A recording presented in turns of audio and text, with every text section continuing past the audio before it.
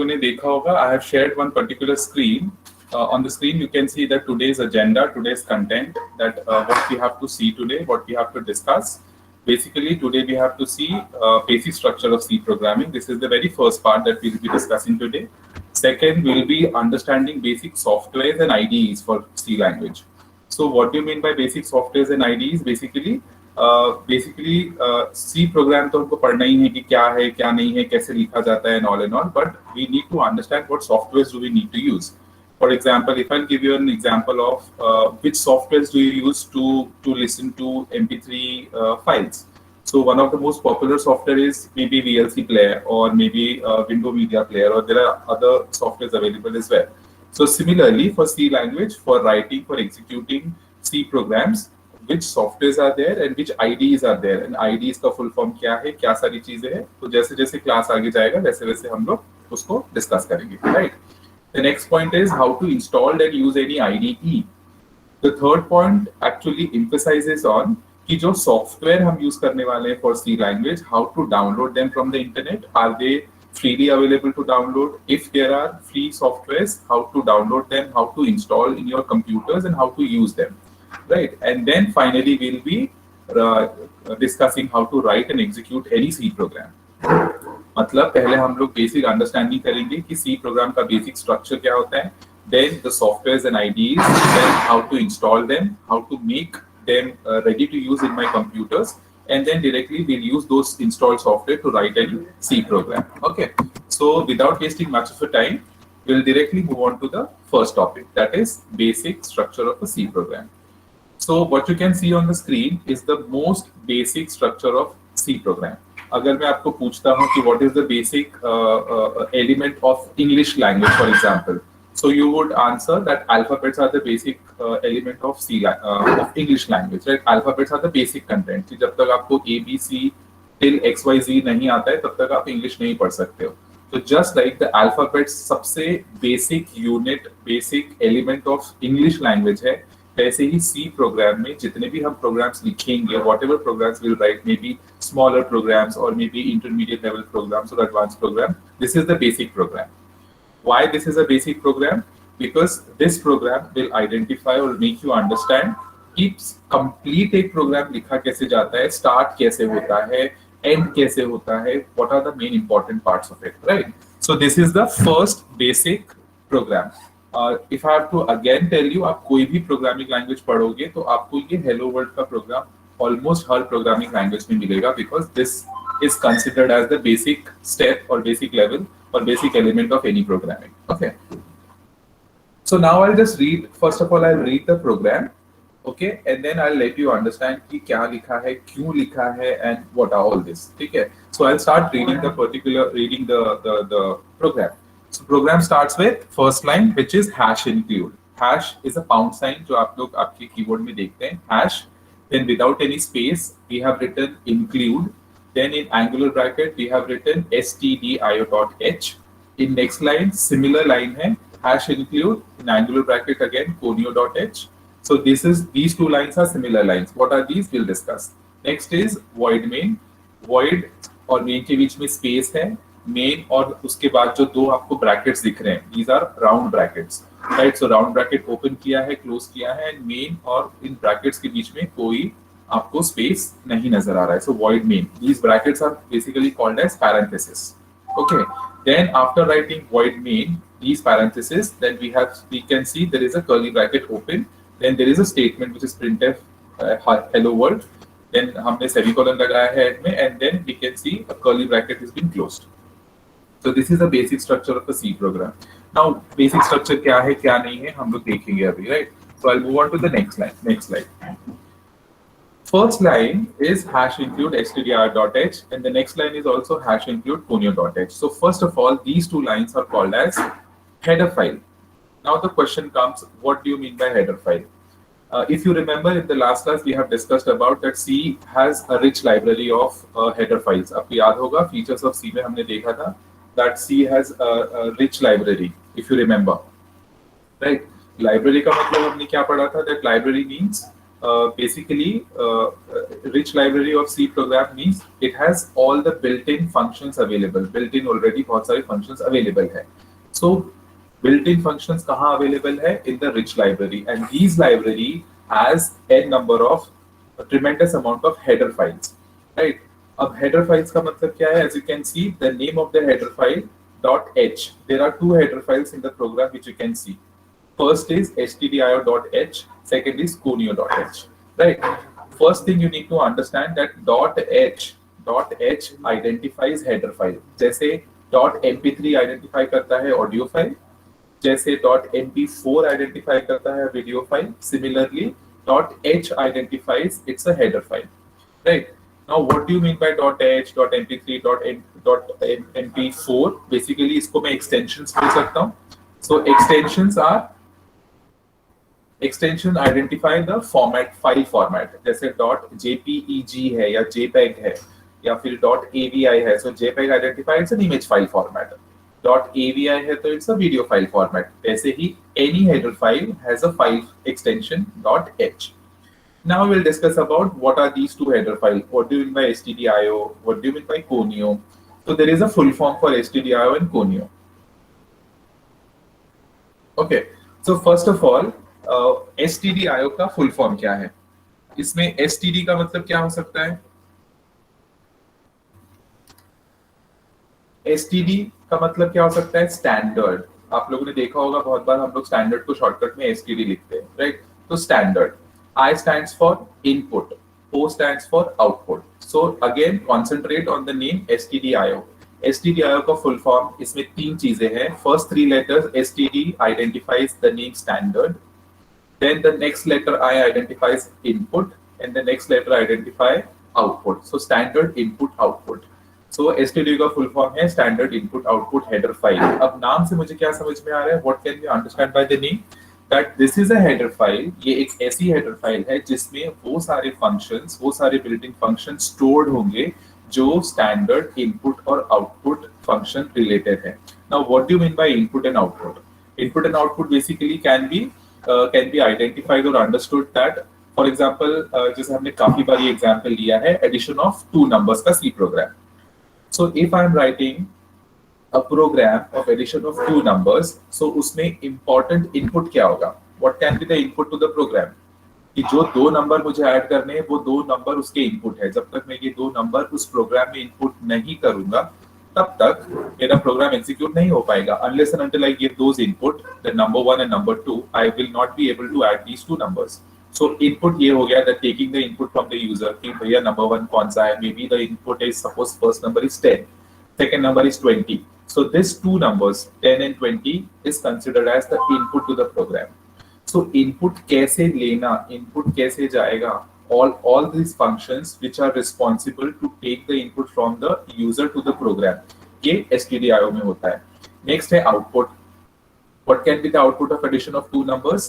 कि जैसे हम ऐड कर रहे हैं, so what can be the total of it? If I'm adding 10 plus 20, the output is 30. So printing out that 30 or giving or displaying that output 30 to user, उसके screen पे नजर आए कि भाई आपने जो दो नंबर्स दिए थे, फर्स्ट नंबर 10, सेकंड नंबर 20, उसका आउटपुट 30 है and it is displayed on your screen. So how to display the output to the screen? That is been decided by output oriented functions, output oriented programs. So input related programs, output related programs जो already लिखे गए हैं, हम नहीं लिख रहे हैं. अब ऑलरेडी लिखे गए प्रोग्राम को हम टर्म यूज करते हैं built in functions. So all the programs, all the functions which are responsible for taking the input and displaying the output, that means all the functions related to input output functions are being stored in stdio.h. ये समझ में आया क्या? किसी को दिक्कत है ये? What do you mean by stdio.h? क्यों लिखा है हमने?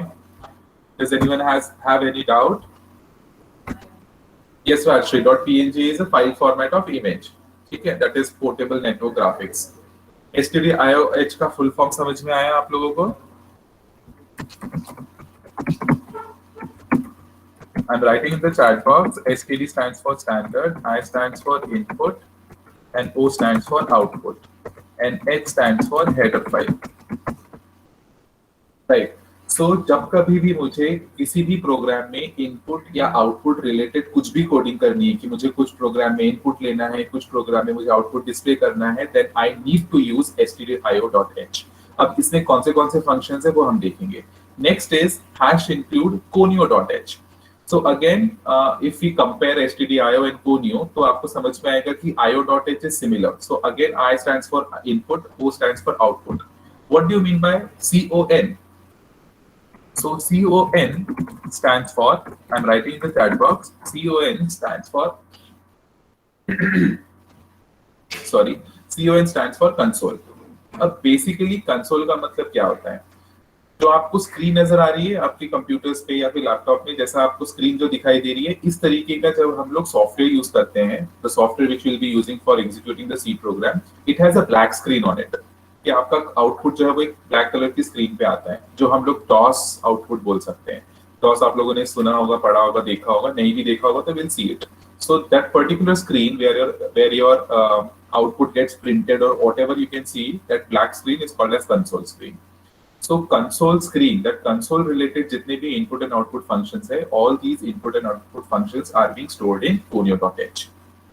Okay, so these two, ऐसे बहुत सारे header files है। If I have to tell you, I'm writing in the chat box, एक है math.h. This is again one of the most important or popular header file, math.h, जिसमें सारे mathematics related built-in functions हैं। Again, I'm using the term built-in functions because built-in function का मतलब, अगर मुझे sin of x calculate करना है तो मुझे खुद बैठ के sin x कैलकुलेट करने का प्रोग्राम लिखने की जरूरत नहीं है। All I need to do is I need to use math.h, और उस math.h में मुझे एक फंक्शन मिल जाएगा which can calculate sin x for me. So sin x हो गया, cos x हो गया, right? Or maybe calculation of square root, square, cube root, or any other mathematical calculations. So header files का मतलब यही है, that basically what do you mean by header file? So header file is a collection of standard built-in function। एक ऐसा collection जहाँ पे already standard built-in functions बने होते हैं और अलग-अलग हेडर फाइल्स है। एक हेडर फाइल है stdio.h जिसमें सिर्फ और सिर्फ standard input and output related function stored है। There is another popular which is conio.h, which you can see on the screen. It is a header file which has a collection of all the built-in functions related to console input output functions. Third one, which I just mentioned in the chat box, that math.h is a popular header file which has a collection of all the mathematical built-in functions. Okay, I guess somebody raised a hand, Sagar and Pratik. You can ask the question or you can write it in the chat box if there are any.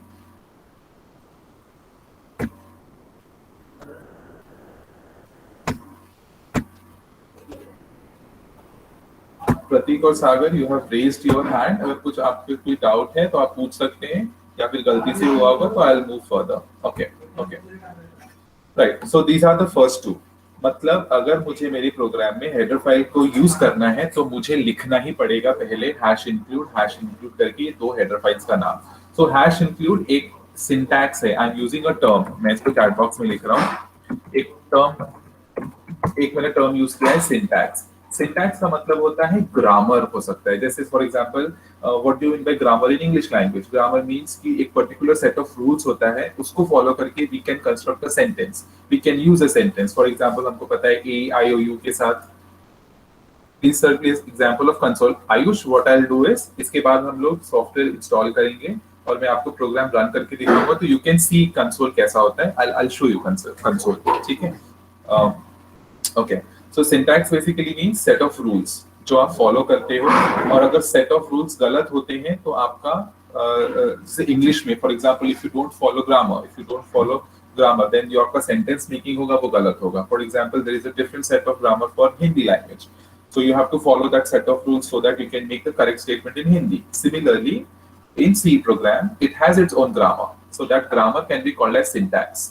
In following the syntax, अगर आपको कभी भी कोई भी header file अपने programme में use करनी है तो सिंटैक्स ये बोलता है that you have to write hash include first, यानी आपको पहले ये hash include लिखना पड़ेगा। अगर आप ये hash include नहीं लिखते हैं तो आप अपनी हेडर फाइल को यूज नहीं कर सकते। So just for now you can consider that this is a syntax or grammar of C program, that first we have to use the hash sign, then without any space we have to write include, and then include लिखने के बाद हमको angular bracket में angular bracket open, the name of the header file .h and angular bracket close. So here we have written two header files following the syntax of C language, following the grammar of C language. So ये दो line लिखने का मतलब ये हो गया that now we can use any of the functions which is being stored in stdi.h or punyo.h. यहाँ तक क्लियर है? नेक्स्ट मेन पार्ट है void main.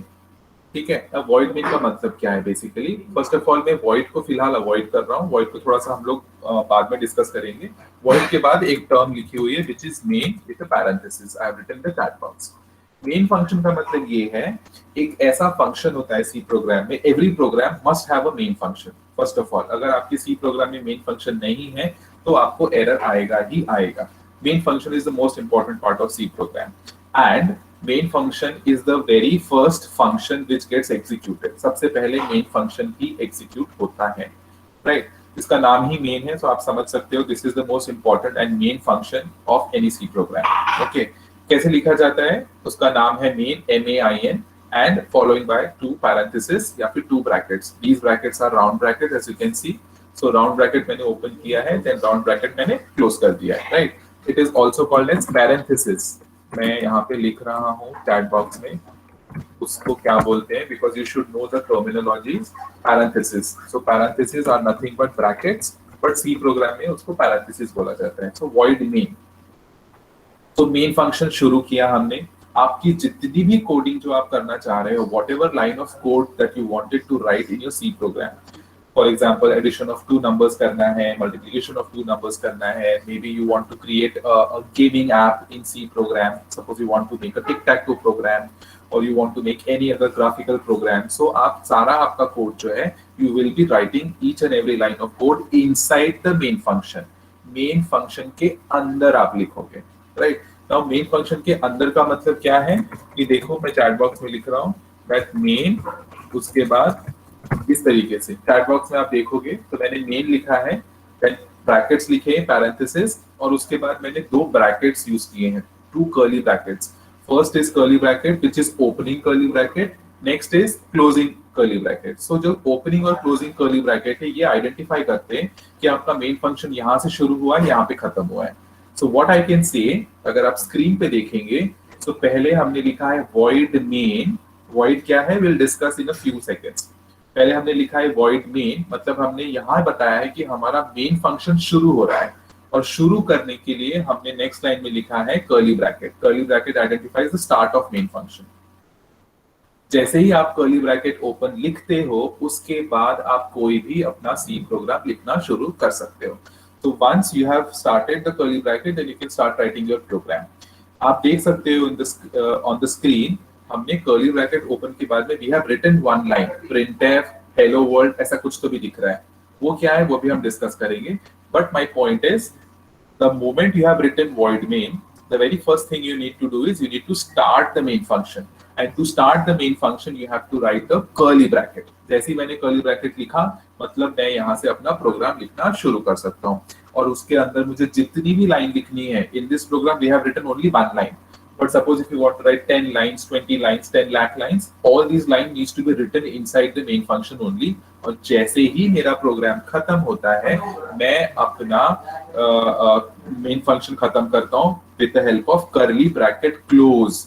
जो आप देखोगे यहाँ पे मैंने कर्ली ब्रैकेट को क्लोज कर दिया है. ठीक है, सो ये basic structure of C program है कि अगर मुझे कोई भी प्रोग्राम लिखना है तो इस तरीके से ही आएगा.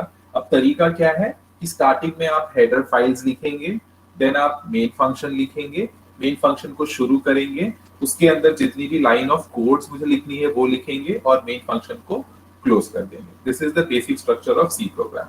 इसमें किसी को कोई दिक्कत है? अगर नहीं है तो विल डिस्कस कि void क्यों लिखा है और जो printf hello world है वो क्या लिखा है, वो हम डिस्कस करेंगे. If anybody has any doubt अभी तक जो डिस्कस किया है उसमें? No sir. Okay, so sir एक बार header line, sir header file एक बार थोड़ा सा बताइए. ओके, हेडर देखो फाइल हेडर फाइल समझाने के लिए मैं आपको और सिंपलर एग्जांपल देता हूँ, right? The physical library which you can get, for example college library है. What is by college library? College library is a collection of there are tremendous amount of books are there, right? There are hundreds and thousands of books are there. अब हर एक book में अलग अलग chapters है जो लिखे हुए हैं, जो आपको सिर्फ जाना है, आपको पढ़ना है. You can directly use those chapters. Okay, for example I want to learn about moment of inertia. Okay, my concern is I want to learn moment of inertia. Moment of inertia is a topic of physics. इसका मतलब अगर मुझे ये चीज पढ़नी है तो मेरा थॉट प्रोसेस क्या होगा? I'll be going to the library, then I'll library पहुंच गया मैं. पहुंचने के बाद I'll find the correct textbook of physics. वहां पे बहुत सारी टेक्स्ट बुक्स होगी. Maybe there are plenty amount of physics textbooks, chemistry textbooks, mathematics textbooks, other textbooks are also there. So मुझे correct फिजिक्स की टेक्स्ट बुक्स लेनी होगी और उस टेक्स्ट बुक में भी बहुत सारे टॉपिक्स हैं. For example I chose a text book number 1 for physics. So even in that text book number 1 there are plenty number of chapters, but मुझे सारे चैप्टर्स नहीं पढ़ने हैं. Right now my concern is to only learn about moment of inertia. तो उस book में भी मैंने एक छोटा सा पार्ट यूज किया है. ये समझ में आया? तो मेरा हायरार्की क्या है? What is my flow? That first I am going to the library first, then I am choosing the right book, third then I am choosing the right topic which is already written in there. जो पहले से ही लिखा गया है, मैंने वो topic choose किया और यूज कर लिया या पढ़ लिया. अगर आपको ये तीन चीजें समझ में आई हैं तो हेडर फाइल भी यही है. हेडर फाइल जो कलेक्शन है वो हो गया आपका बड़ा लाइब्रेरी. बड़ा लाइब्रेरी इज हेडर फाइल्स. जो हमने पढ़ा था कि C program has a rich library, has a collection of very rich library, कि वहाँ पे इतने सारे functions already लिखे गए हैं, जो already लिखे गए हैं, आपको सिर्फ उसको use करना है. तो जो मेरी लाइब्रेरी, जो मेरी कॉलेज की लाइब्रेरी है, that can be taken as कि जो मेरा collection of header files है C program है, rich library, that is that.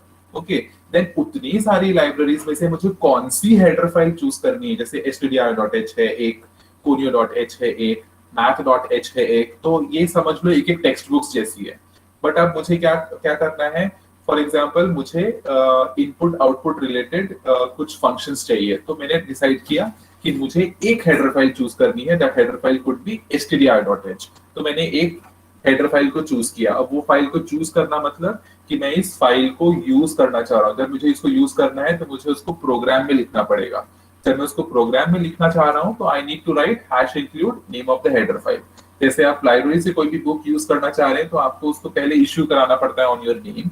Similarly, if you want to use header file into your program, you need to include that header file into your program. आपको उसको add करना पड़ेगा अपने programme में. तो उसको ऐड करने के लिए हम लिखते हैं हैश इंक्लूड और followed by name of the header file.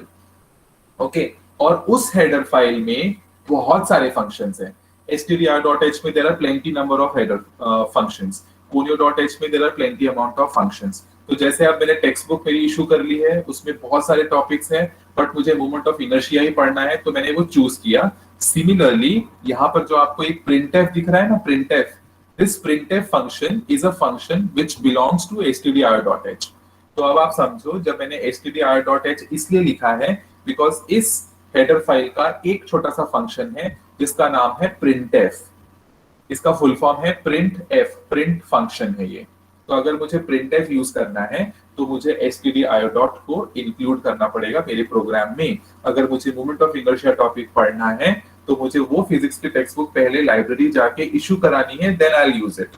So basically header file is एक ऐसी जगह, एक ऐसा कलेक्शन, एक ऐसी फाइल जहां पे बहुत सारे बिल्ट इन फंक्शंस ऑलरेडी लिखे गए हैं. कि मुझे कुछ वैल्यू को प्रिंट करना है तो उसका फंक्शन लिखा गया है, कोई वैल्यू को इनपुट से लेना है तो उसका प्रोग्राम लिखा गया है. अगर मुझे स्क्रीन को क्लियर करना है, जैसे होता है ना ब्लैक बोर्ड पे what do we do? We use chalk and we use chalk and we write it on the blackboard whatever we want to write. And once the blackboard is completely populated with all the text that we have written, what do? We use duster and we clean it up. Similarly, जब आप programming करते हो तो आपका जो output आ रहा है screen पे वो दिखते जाता है. और एक ऐसा पॉइंट आता है कि आपका कंप्लीटली स्क्रीन फुल हो जाता है. अगर मुझे वो कंप्लीटली स्क्रीन फुल हो गया है, मुझे उसको स्क्रीन को कंप्लीटली क्लियर करना है, तो उसके भी फंक्शंस हमारे पास ऑलरेडी है। ऐसे बहुत सारे फंक्शंस हैं। सिमिलरली math.h का जो मैंने एग्जांपल लिया है जस्ट नाउ, सो math.h में भी suppose I need to calculate sine, cos, tan, square, square root, cube root, or any quadratic equation or whatsoever. So all these functions का मुझे नहीं लिखना पड़ता, वो ऑलरेडी लिखे गए हैं, मुझे बस जाके उसको यूज करना है। और यूज करने के लिए there are two things. First, include the header file, and second, use it in your program. ठीक है? और किसी को कुछ डाउट है? No sir. Okay, so there are two things which is remaining in this program. Is first is एक void क्यों लिखा गया है, ठीक है? अच्छा, void का मीनिंग क्या होता है? If anybody can tell me. Space. Void means block नहीं, क्या? Space. void is open space और gap. Basically in C program अगर void का मतलब ये होता है कि void is as good as मतलब वो वहां पे C, अगर मुझे बताना हो void के आगे हमने क्या लिखा है? मेन फंक्शन, ठीक है? फंक्शंस जो होते हैं सी में, बेसिकली फंक्शंस एक ऐसा एंटिटी है सी प्रोग्राम में which will generate a certain kind of values, कि वो कोई ना कोई वैल्यू जनरेट करेगा। जैसे कभी कभी वो इंटीजर वैल्यू जनरेट करता है। फॉर नाउ मैं अभी आपको बता रहा हूँ समझने के लिए, कभी कभी वो इंटीजर वैल्यू जनरेट करता है, कभी कभी फ्लोट वैल्यू जनरेट करता है। फ्लोट मतलब डेसिमल वैल्यू, राइट? सो इस टाइप की वैल्यूज को जनरेट करता है। बट कभी कभी ऐसे फंक्शंस होते हैं जो कोई वैल्यू जनरेट नहीं करते, कोई वैल्यू रिटर्न नहीं करते। सो जब कोई वैल्यू नहीं होती तब उसको बोला जाता है void function. Basically, when a function's return type is void, it specifies that the function does not return a value.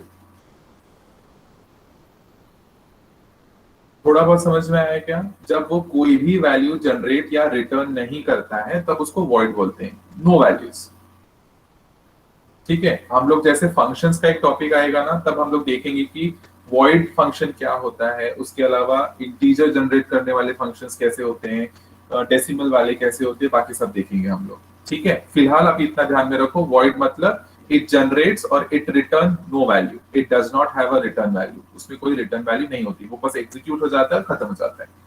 As you can see in this program क्या होगा जब प्रोग्राम रन करके देखेंगे, सो void मेन शुरू होगा, curly bracket से मेरा void main start हो जाएगा। उसके बाद यहाँ पे जो हमने एक लाइन लिखी है प्रिंटेड वाली, ये एग्जीक्यूट हो जाएगी और प्रोग्राम खत्म हो जाएगा।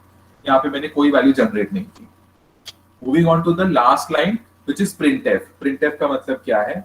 सो अगर मैं printf को शॉर्टकट में लिखूं तो मैंने चैट बॉक्स में लिखा है printf. The full form of printf can be understood as print function. F stands for function. अब print का मतलब क्या होता है? कोई भी चीज को प्रिंट करना। तो जब कभी भी मुझे आउटपुट में कुछ भी प्रिंट करना है तो मैं यूज करूंगा printf function. Okay, now this printf function belongs to which header file? It belongs to stdio.h. ये मैंने लिखा है चैट बॉक्स में। ये printf file, printf function stdio.h का है। इसका मतलब आपको ये समझना है अभी, unless and until I include stdio.h in my program, I cannot use printf function. ठीक है? stdio.h नाम की जो हेडर फाइल है उसके अंदर आपका printf फंक्शन स्टोर्ड होता है। तो हम उस stdio.h हेडर फाइल के अंदर स्टोर किए गए फंक्शन printf को जब हम हमारे प्रोग्राम में यूज करना चाह रहे हैं, इसीलिए we have to write #include stdio.h. And उसका एक सिंटैक्स है, उसका एक ग्रामर है। ग्रामर ये कहता है that you have to write printf and then inside the double quotation आप जो भी टेक्स्ट लिखोगे, अगर आप देखोगे ये प्रोग्राम जो लिखा हुआ है, if I'm reading the last line, तो क्या लिखा हुआ है? printf, then राउंड ब्रैकेट शुरू हुआ है, ठीक है? उसके बाद डबल कोटेशन में हमने लिखा है hello world. So whatever you write in double quotation will be printed as it is on your screen or your console. I'm using the term console.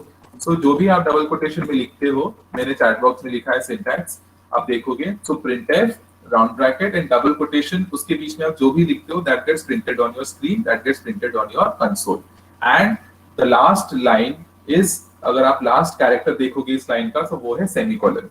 जैसे इंग्लिश में हम फुल स्टॉप यूज करते हैं, full stop को at the end there is get ch, get C H मैंने लिखा नहीं है ऋतिक अभी, क्योंकि मैं अभी समझा नहीं, मतलब थोड़ा उसको हम लोग एक दो डिस्कशन के बाद में गेट सी एच के बारे में अंडरस्टैंड करेंगे, because I guess not everybody is aware of what is get C H is, right? So I am taking it real slow, but हम अंडरस्टैंड करेंगे गेट सी एच क्या है और gate C H function क्या है, कौन से header file से कॉल किया जाता है, not okay, right? So I was talking about the semicolon कि प्रिंटफ लाइन में एंड में हमारे पास सेमीकोलन है। सो सेमीकोलन को हम लोग बोल सकते हैं टर्मिनेटर और टर्मिनेशन कैरेक्टर। ऐसे इंग्लिश में you use full stop identifies the end of line, बराबर है? अगर मैं सपोज लिख रहा हूँ Ram is a good boy, full stop, so full stop identifies it's the end of the line. वैसे ही सी लैंग्वेज में जैसे ही मैं void main, जैसे ही मैं मेन फंक्शन के अंदर जितनी भी लाइंस लिखता हूँ, every line needs to be ended with a semicolon. That's a termination character. Semicolon identifies end of line. जैसे फुल स्टॉप होता है इंग्लिश में, वैसे ही होता है प्रिंटेड हेलो वर्ल्ड में। यहाँ तक किसी को कोई दिक्कत है फिलहाल? Now what I'll do कि हम लोग देख लेते हैं कि हम इसको कैसे एग्जीक्यूट करेंगे, ठीक है? बिकॉज इसके बाद और डिस्कशन हो जाएगा, डिस्कशन बहुत देर से चल रहा है, हाफ एन आवर से। So I guess it's better to execute the program so that you will understand it better, ठीक है?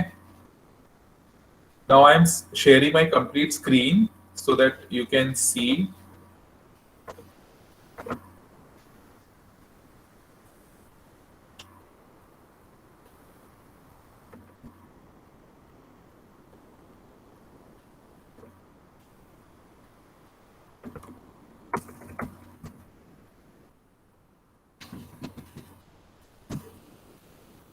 हम लोग डिटेल में ही पढ़ने वाले हैं कि कौन से सॉफ्टवेयर्स अवेलेबल है for C language and what are the different IDEs, okay? But as you can see on the screen, I will be using this particular software which is Turbo C.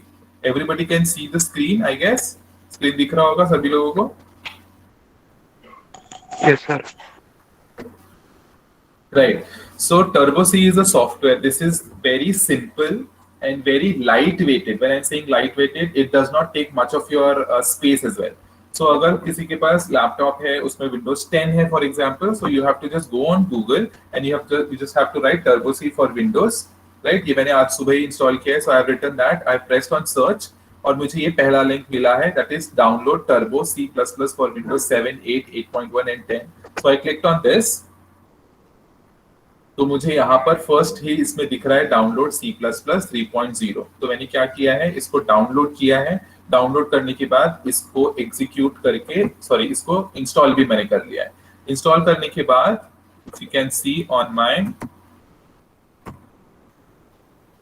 Just a second, see आप मेरे desktop पे देख सकते हैं एक ऐसा shortcut आया है टर्बो C++। इस तरीके का आपको शॉर्टकट दिखेगा। Just double click on it, it will open this kind of window, Turbo C++, इस तरीके का। Then you have to do start Turbo C. The moment you click on this, एक ऐसा DOS box open हो जाएगा, which will look like this. इस तरीके का आपको स्क्रीन दिखेगा। स्क्रीन दिख रहा है सभी लोगों को? I hope. I'm cross checking because I cannot see the chat box. Yes, sir. Everything. Yes, sir. Okay. तो ये जो आपको दिख रहा है screen, this is the software of Turbo C. इस तरीके का सॉफ्टवेयर है जिसमें हम लोग सी प्रोग्रामिंग करेंगे। इसके अलावा और भी आईडीज रहेंगे, बट स्टार्टिंग के लिए हम ये यूज करेंगे। तो what you have to do is, for now हमको ये देखना है कि हम क्या करने वाले हैं। सबसे पहले हमको फाइल में जाना है। So I clicked on file, then मैंने न्यू पे किया है। जैसे ही मैंने फाइल पे जाने के बाद न्यू किया है, सो एवरीबॉडी अंडरस्टैंड्स कि न्यू मतलब मैंने नया प्रोग्राम शुरू किया है, ठीक है? यहाँ पर आपको दिख रहा होगा कुछ no name 00.cpp, मेरा कर्सर दिख रहा होगा गंदा सा ब्लिंक करता हुआ। तो ये जो है स्क्रीन आपको दिख रहा है no name 00.cpp, this is basically your file name dot extension. यहाँ पे एक्सटेंशन क्या दिख रहा है आपको? .cpp।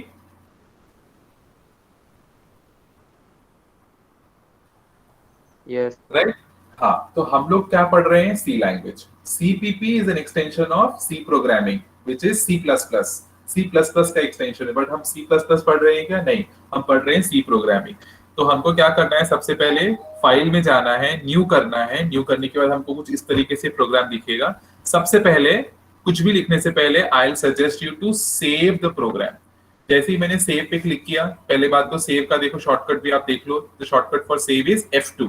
I click on F2 तो वो मुझे ऐसा पूछता है, मैंने इसको रब कर दिया noname.cpp। मैं इसको लिख रहा हूँ हेलो वर्ल्ड नाम का मेरा प्रोग्राम है। तो जो भी मुझे नाम देना है प्रोग्राम का, आप कुछ भी दे सकते हो, हेलो वर्ल्ड दे सकते हो, और maybe you can give program 1 दे सकते हो। तो मैंने प्रोग्राम 1 दे दिया। .c, this is important, .c आपको देना है because .c identifies the extension of C program. जैसे .mp3 is an audio file extension, वैसे ही हर C प्रोग्राम का एक्सटेंशन होगा .c। जैसे ही मैंने ओके किया, नाउ यू कैन सी मैंने जो नाम दिया था प्रोग्राम 1 .c ऐसा आ गया। दिस इज इंपॉर्टेंट, और एल्स आपका प्रोग्राम में आपको एरर देगा, इसीलिए आपको इस तरीके से सेव करना है प्रोग्राम 1 .c। अब जो प्रोग्राम हमने देखा था वो हम लिखना शुरू कर रहे हैं। ऐसे ही लिखा था हम लोगों ने stdio.h। ठीक है, तो हमने क्या किया है, we have written the first line where we have included stdio.h, then I have written conio.h, ठीक है, then void main, then curly bracket open कर दिया। इसका मतलब मेरा मेन फंक्शन शुरू हो गया। मेन फंक्शन में जो हमने देखा था कि हमने हेलो वर्ल्ड टाइप किया है, तो मैंने हेलो वर्ल्ड किया, तब सेमीकोलन लगाया और ये किया। यही प्रोग्राम था। शायद मेरे हेलो में W ज्यादा हो गया है तो मैंने इसको रिमूव कर दिया, right. So this is the program. अब मैंने प्रोग्राम को किया वापस से सेव। जब आप कोई भी प्रोग्राम लिखेंगे C प्रोग्रामिंग का, तो उसके 3 स्टेप्स हैं। What are the 3 steps? First, writing the program and saving the program. So I have written the program and I have saved it. Step number 1, write or edit the program and save it. Save it with the right extension. जब तक आप .c करके save नहीं करेंगे, हो सकता है आपका प्रोग्राम आपको error they, even if there are no errors in it. ठीक है? So first is writing, editing the program and saving with .c extension. Number 2 is, मैं यहाँ पे लिख देता हूँ, number 2 is important basically compiling the program, and number 3 is executing the program. First is write and save with .c extension. ठीक है, so first step तो हमारा हो गया that we have written the program and we have saved it with .c. अब compile का मतलब क्या होता है? Compile basically एक ऐसा step है जिसमें हमको ये पता चलेगा कि हमारे प्रोग्राम में कोई एरर है या नहीं है। तो उसको कैसे करते हैं उसका हम लोग देखेंगे। यहाँ पर आपको दिख रहा होगा, जैसे फाइल है, एडिट है, search, run, there is compile.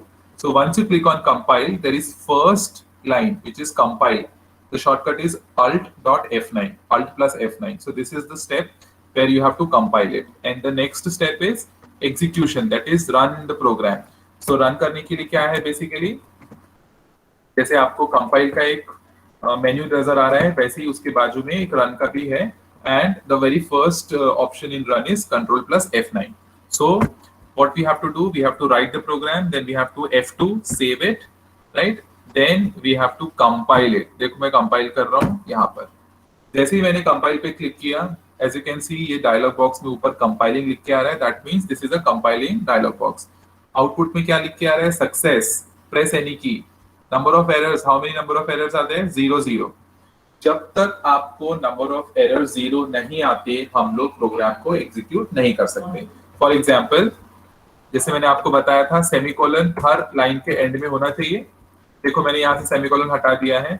अब मैं इसको सेव कर रहा हूँ और मैं इसको कंपाइल कर रहा हूँ। देखो अभी मैंने कंपाइल किया तो यहाँ पे कितने नंबर ऑफ एरर्स आ गए, नंबर ऑफ एरर्स आर 2। जैसे ही मैंने एंटर किया, यहाँ पर आप नीचे देख सकते हैं, यहाँ लिख के आ रहा है दैट स्टेटमेंट मिसिंग। कौन सा स्टेटमेंट मिसिंग है, सेमीकोलन, अगर आपको दिख रहा होगा तो जैसे ही मैंने इसको एंटर किया, मुझे समझ में आया कि यहाँ पर कुछ तो गड़बड़ है। It is saying statement is missing, so I have just introduce semicolon in it, then I'm again saving it, and then I'm again compiling the program. So again when I compile the program, I can see number of errors are 0. So I pressed enter. Now moving to the third and final stage where we have to run the program. So I clicked on run, that is control plus F9. जब जैसे ही मैं run कर रहा हूँ तो मुझे मेरा output आ गया है, बट मुझे दिखा नहीं है। How to see the output screen, Alt F5। तो आपको आउटपुट पे दिख रहा है हेलो वर्ल्ड आ गया है। So hello world कैसे आया है, whatever we have written whatever we have written in the printf box, हमने printf फंक्शन के अंदर क्या लिखा था? printf फंक्शन के अंदर हमने लिखा था hello world, इसीलिए हमारा आउटपुट में भी क्या आ गया है? hello world. ये दो बार इसलिए लिखा है because we have executed the program 2 times. देखो मैं अभी वापस से अगर कंपाइल करता हूँ, that is alt plus F9, success, मुझे कोई एरर नहीं मिला, then control plus F9, I have executed it 3 times. Output screen देखने के लिए वापस से मैं प्रिंट कर रहा हूँ alt प्लस F5, तो देखो यहाँ पे दोबारा मेरे को हेलो वर्ल्ड दिख रहा है थर्ड टाइम. ठीक है, सो इस तरीके से हम अपना प्रोग्राम को लिख सकते हैं. We can write the program, we can save it by .c, then we can compile the program and then we can run the program. यहाँ तक किसी को कोई डाउट है क्या? No sir. Okay, so I guess Ayush ने पूछा था कि what do you mean by console, right? So this particular screen, the black screen जहां पे आपको दिख रहा है, जहां पे हेलो वर्ल्ड प्रिंट हुआ है 2-3 बारी, this particular screen is called as console. So ये कंसोल रिलेटेड जितने भी फंक्शंस है वो आपको conio.h में मिलेंगे. conio.h is the name of a header file where con stands for console, I stands for input, O stands for output. Console input output is the full form of conio and .h identifies the header file .h, right? So जैसे आप for example ये console में मुझे ये hello world जो 3 बार print हुआ है ये मुझे नहीं चाहिए, तो मैं क्या करूंगा? तो कंसोल रिलेटेड मुझे एक फंक्शन यूज करना है विच इज कि मुझे क्लियर करना है स्क्रीन. सो मैंने conio.h तो ऑलरेडी इंस्टॉल कर रखा है, तो मैं क्या कर रहा हूँ, सबसे पहले प्रोग्राम शुरू होने के ही सबसे पहले मुझे क्लियर करना है screen. So there is one function called as CLR SCR. Now it has 2 terms in it. One is CLR, that is clear, SCR means screen. ठीक है, तो जैसे ही मैं ये लिखता हूँ CLR SCR, then I am saving the program with F2. I am compiling the program with alt plus F9. Now I can see there are no errors in it. Then I am running the program by control plus F9. So मेरा program execute हो गया है. अब मैं देखो alt F5 करके देख रहा हूँ output screen. So now I can see only one hello world. इसका मतलब जो हमने प्रोग्राम में हमने जो ये जो हमने एक फंक्शन यूज किया है CLR SCR, इससे क्या हुआ, सबसे पहले मेरा स्क्रीन जो है वो क्लियर हुआ और उसके बाद हेलो वर्ल्ड प्रिंट हुआ है. ये किसी को दिक्कत है इसमें? What is the CLR SCR?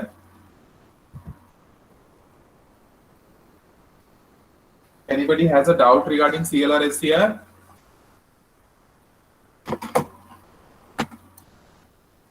No sir. Okay. Now there is one more. I guess Ritik ने पूछा था getch. ठीक है, तो हम लोग तुरंत getch भी देख लेते हैं. First of all you should understand clear screen हमने किस चीज को किया था? क्लियर स्क्रीन हमने कंसोल स्क्रीन को किया था, द ब्लैक स्क्रीन. इसका मतलब CLR SCR कौन से हेडर फाइल को बिलोंग करता है? conio.h. So CLR SCR belongs to conio.h. printf is a function which belongs to which header file? stdio.h. वैसे ही और एक फंक्शन है getch जो हम एंड में लिखते हैं. ठीक है, अब getch के भी दो टर्म्स है. First is get, second is ch. So get का मीनिंग इंग्लिश में हमको पता ही है, get मतलब लेना. ठीक, ch स्टैंड्स फॉर कैरेक्टर. ठीक है, इसके बारे में देखो, मैं आपको और एक चीज बता रहा हूं कि आपके सी प्रोग्राम में एक और मेन्यू है आखिरी में, हेल्प दिख रहा है आपको? सो हेल्प में जाना और topic search, go click on help and then select topic search. ये खुला है. अब मुझे सपोज getch के बारे में पढ़ना है, तो मैंने यहाँ पे getch टाइप किया. ये देखो getch दिखा. जैसे ही मैं इसको क्लिक कर रहा हूँ तो ये इसके बारे में सारा इंफॉर्मेशन आ गया. What do you mean bye getch function? सबसे पहले देखो ये कौन से हेडर फाइल को बिलोंग करता है? conio.h दिख गया है जो हमने अभी बोला, getch belongs to conio.h. और getch का मतलब क्या है? This is the first line. getch is a function that gets a character from console but does not echo to the screen. इसका मतलब ये एक ऐसा फंक्शन है जो एक कैरेक्टर लेता है फ्रॉम कंसोल. मतलब कीबोर्ड से आप कोई भी एक बटन जब तक प्रेस नहीं करोगे तब तक ये वेट करते रहेगा. जैसे ही आपने सपोज स्पेस एंटर कर दिया या कोई डिजिट एंटर कर दिया या आपने कोई अल्फाबेट एंटर कर दिया तो वो कैरेक्टर वो एक्सेप्ट कर लेगा और क्या करेगा, but it does not echo to the screen. The term echo means कि वो आउटपुट में प्रिंट नहीं होगा. कैरेक्टर ले लेगा बट प्रिंट नहीं होगा. ठीक है, तो हम देखेंगे अभी कैसे काम करता है ये. ठीक है, तो आई एम क्लोजिंग दिस. सो हमने ये एक ऐसा फंक्शन लिखा है। अब ये प्रोग्राम कैसे एग्जीक्यूट होगा, आपको याद होगा तो C program is called as sequential program or linear program. That means it executes the program line by line. So first line सबसे पहले execute होगी hash include stdio.h. That means stdio.h will be included in my program. Next line will be कि conio.h भी include हो गई. Third line कि मेरा main function initialize हो गया. Fourth line curly bracket open. That means I have identified the start of my main function. Then fifth line it will clear the screen. Screen पे कुछ भी पुराना आउटपुट होगा या कुछ भी बाकी की चीजें होगी रैंडम जिब्रिश, तो वो क्लियर कर देगा.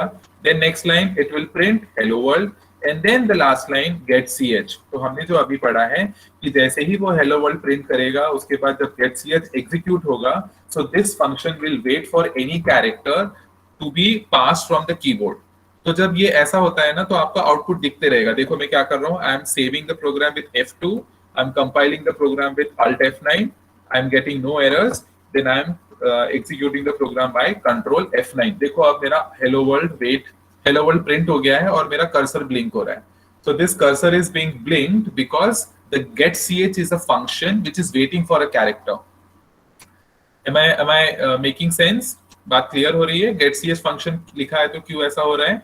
getch is a function which waits for a character. बहुत लोगों को ये कंफ्यूजन हो जाता है कि गेट ch लिखा तो आउटपुट नहीं दिखता या गेट ch से प्रोग्राम रुक जाता है. ऐसा कुछ नहीं है. Get ch is a function which takes a character from the keyboard. तो अभी तक मैंने कोई भी बटन को प्रेस नहीं किया है तो मेरा फंक्शन अभी भी वेट कर रहा है. It's waiting for a character to be passed. Now as soon as I am pressing enter on the count of 1 2 and 3. So 1 2 and 3. जैसे ही मैंने 3 पे एंटर प्रेस किया तो आप देखोगे कि मैं वापस से मेरे एडिटिंग स्क्रीन पे आ गया, blue screen. This blue screen is called as editing screen and black screen is called as console. So getch का importance इस तरीके से है. अगर मैं getch use कर रहा हूँ, so I can see that my console screen is being waiting for a character to be inserted from the keyboard. इसमें किसी को कोई भी दिक्कत है, this is the basic program. तो बताओ, हम लोग डिस्कस करते हैं because we have like around 5-7 minutes remaining.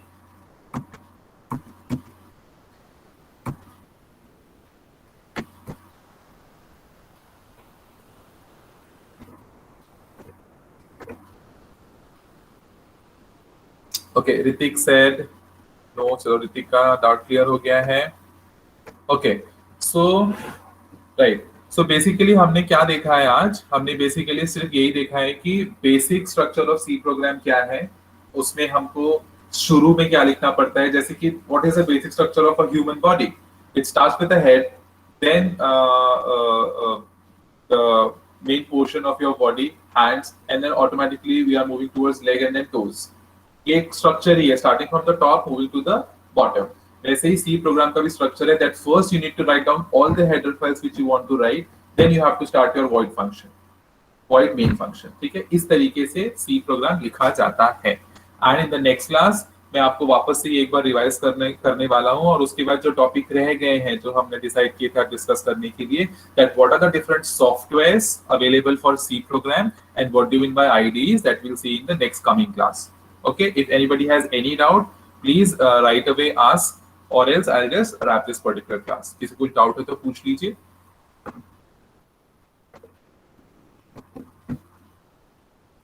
The class is open for discussion. If anybody has any doubt, they can ask right away, or else I'm wrapping the class. Sir, in that C+, we can do addition of two numbers. Yes, we can do addition of two numbers as well. Maybe what I'll do, Adesh, in the next class, we'll write a program for addition of two numbers as well. ठीक है, next class में हम लोग program लिखेंगे and we'll understand how it works. Okay, sir. Thank you, Ayush. Thank you that you like the class. Please give me the feedbacks कि कभी ज़्यादा fast हो रहा है, ज़्यादा English हो रहा है या ज़्यादा हिंदी हो रहा है, ज़्यादा theoretical हो रहा है. I want your feedbacks. Accordingly, I'll just customize the class. Anybody has it? अपने रिमूव Hello, yes, Vishal. इस क्लास में से अपने आप रिमूव हो जाता है, फिर ज्वाइन करना पड़ता है, फिर छूट जाता है थोड़ा सा. मैंने क्या किया है विशाल, अभी मैं क्या करने वाला हूँ, actually I have recorded today's class. मैंने already record किया है class, so I'll be uploading this on YouTube and I'll be passing this YouTube link to your group as well. तो अगर आपका कोई क्लास मिस हो जाता है तो आप अपना जो क्लास है वो यूट्यूब में भी देख सकते हैं। ठीक है। ठीक।